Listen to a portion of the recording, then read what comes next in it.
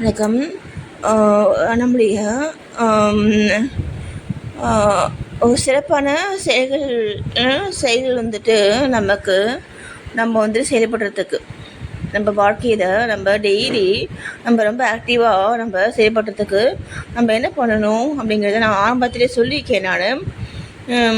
ஏன்னா நம்ம கூட வந்துட்டு இருக்கவங்களுக்கு அதிகமான முக்கியத்துவம் வந்து கொடுத்து நம்ம வந்து செயல்படக்கூடாது.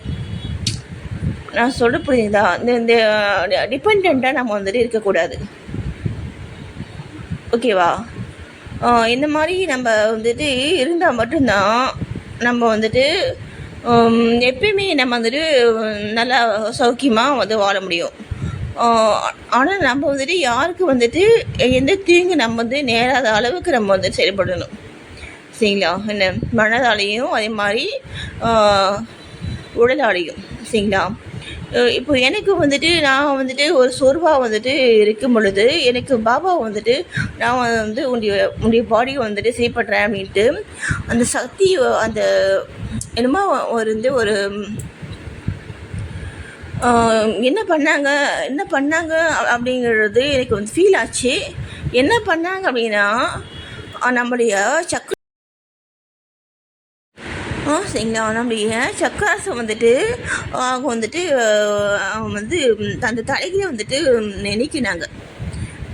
நான் சொல்ல புரியுதுங்களா? இதே பார்த்தீங்கன்னா ப்ரானிக் ஹீலிங்கில் இதை தான் செய்வாங்க. ப்ரானிக் ஹீலிங்கில் வந்துட்டு இதுதான் செய்வாங்க. ப்ரானிக் ஹீலிங்கில் பார்த்தீங்கன்னா வந்துட்டு உள்ள சக்கராஸ் வந்து நான் ஆரம்பத்தை சொல்லிக்கேன் நான்.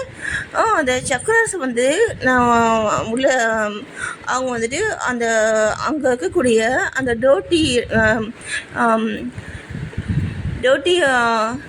சக்திகளை வந்துட்டு அவங்க வந்துட்டு நிற்கிற மாதிரியும் அப்போ வந்துட்டு நல்ல சக்தியை வந்துட்டு தர மாதிரியும் அவங்க வந்துட்டு பவனி பண்ணுவாங்க. சரிங்களா? பானக்கீரியில் இதுதான் பண்ணுவாங்க. ஓகேங்களா? இதெல்லாம் வந்து ட்ரூத்து தான். சரிங்களா? அந்த மாதிரி செய்யும் பொழுது கண்டிப்பாக அது வந்து வேலை செய்யுது. அதே இதாக பார்த்தீங்கன்னா எனக்கு வந்துட்டு செய்தாங்க. ஓகேவா? இதை நம்ம வந்துட்டு நம்மளே பண்ணிக்க முடியும்.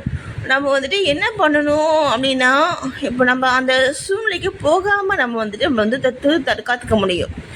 அந்த சூழ்நிலைக்கு போகாமல் நம்ம வந்து காத்துக்கிறதுக்கு தான் நான் வந்துட்டு ஆரம்பத்திலே சொன்ன மாதிரி நம்ம செயல்பட்டோம் அப்படின்னா நம்ம அந்த சூழ்நிலைக்கு நம்ம போக மாட்டோம். ஓகேங்களா? இப்போது அந்த மாதிரி சூழ்நிலையில் வேறு யாராவது இருக்காங்க அப்படின்னா நீங்கள் வந்து அவங்க கூட வந்து மனசு வெட்டி பேசுங்க. சரியா? ஃப்ரெண்ட்லியாக நீங்கள் வந்துட்டு அந்த ஃபேமிலியில் நீங்கள் வந்துட்டு இருக்கீங்க அப்படின்னாலுமே இந்த மாதிரி சூழ்நிலைக்கு யாரும் அவங்க போக மாட்டாங்க யாருமே. ஓகேவா? நன்றி.